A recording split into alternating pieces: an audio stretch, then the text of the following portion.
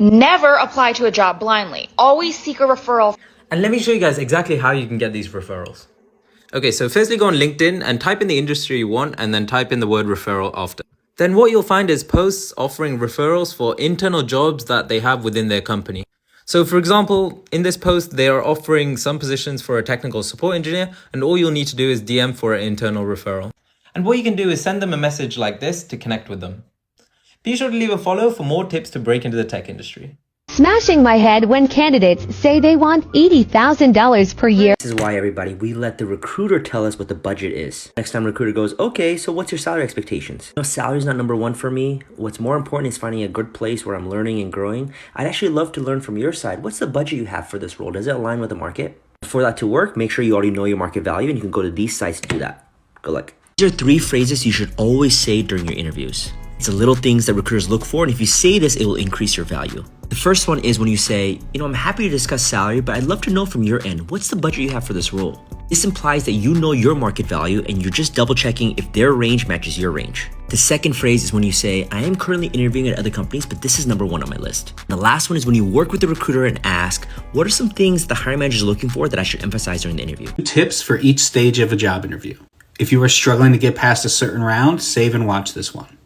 If you constantly find yourself not passing the first step recruiter screen, you are not owning your narrative of how you've moved and made each jump in your career well enough. The other is that you might be not doing a good job at the typical job interview questions that you get asked again and again. You need to spend more time preparing for those.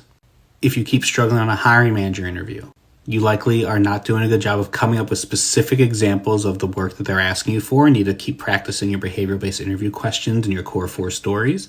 If you're struggling on panel and peer interviews, you likely aren't focusing on the specific needs of the team and how you will make their day-to-day jobs easier, or are spending too long focusing on one person or one department of the panel and not everybody in the team.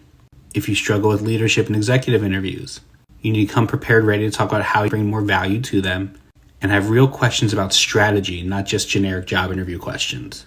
There are, of course, other types of interviews, presentations, technical interviews, but those are different by every way. But these are the 4 main types of interviews and what to keep in mind for each stage. So you have an interview and you just finished it up, and now you have to send your thank you. Here's what to say on your thank you email after your interview. Dear Susanna, thank you for taking time out of your busy schedule to meet with me to discuss the business development role. I truly appreciate your consideration and the insights you shared during our conversation. I remain very interested in the position and am enthusiastic about the possibility of contributing to your team. My experience and skills align with the requirements of the role, and I am confident in my ability to make a positive impact on your company. If you have any further questions or need additional information from me, please don't hesitate to reach out. I am happy to provide any clarification or discuss any aspects of my background in further detail. Best regards, Susanna. Now, if this strategy helped you, make sure to like and follow for more, and consider joining us at the Scale to 6 Women's Leadership Conference, where you'll learn strategies like these and a whole lot more. See you there. 3 differences between senior employees and junior employees. Junior employees bring problems to their managers and ask what they should do. Senior employees bring solutions and then get buy-in to go and implement their solution.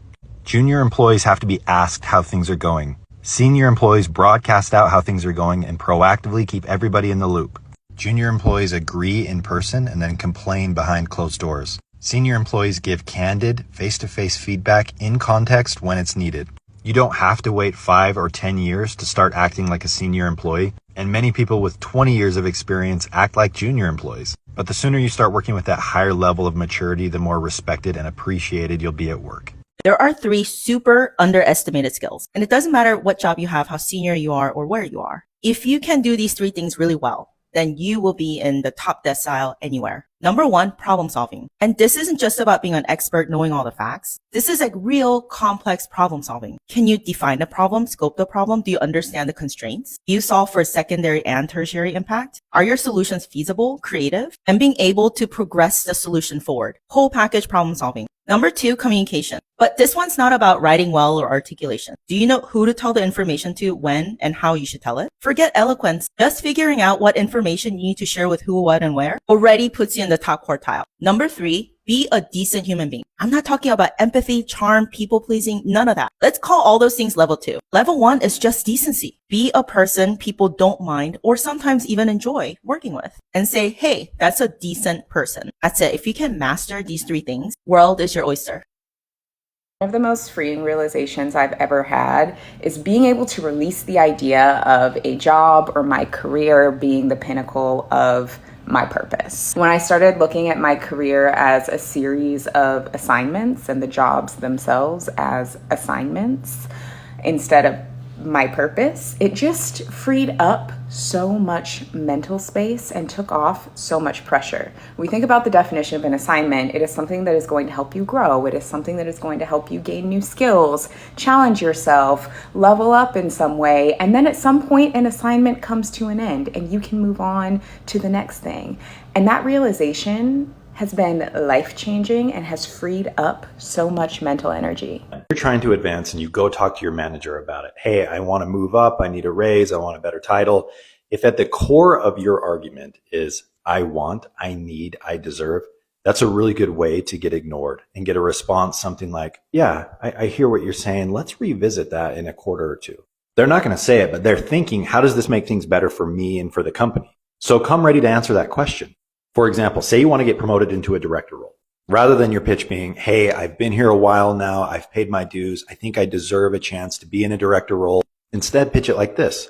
Hey, I'm ready to own X, Y, and Z. Imagine a world where you didn't have to worry about those 3 things at all. You can put me in this position to have a little more influence. I will take those things off your plate and you will be freed up to go focus on the things that I know you really want to focus on. Some of you work for genuinely good people, and in those situations, it's easier to advocate for yourself. But some of you are in dog-eat-dog situations. In those situations, you gotta be able to sell. What is your go-to discovery question? What prompted you to take this meeting with me today? I like saying, let's pretend it's 12 months from now. You've hired me, we've done the training, and you're looking back. What do you need to accomplish in order to come back to your team and be like, I'm so glad we made this investment? And usually when I ask that question, they really think big picture about the outcomes that they want to accomplish, which is what I want. The moment you find a problem in your discovery calls, you want to turn that problem into a story. And the way that you're going to do that is you're just going to ask, when was the moment you realized that that was a problem? And you will always get a story in return. What do you mean by that? It's really easy to just assume you understand what someone's saying, but like actually admitting that you don't has been really much more helpful. What is making this such a priority right now just unpacks the layers and layers, because all discovery is you're peeling back the onion and you're getting to the bottom and the root cause of like what the actual challenge is. I was talking to my girlfriends about the other day is approaching our goals by how we want to feel instead of the material things and titles that we want to receive. For example, instead of setting goals based off of wanting more friends or wanting a promotion at work, we focus on things like, I want to feel safe, appreciated, and loved in our close personal relationships.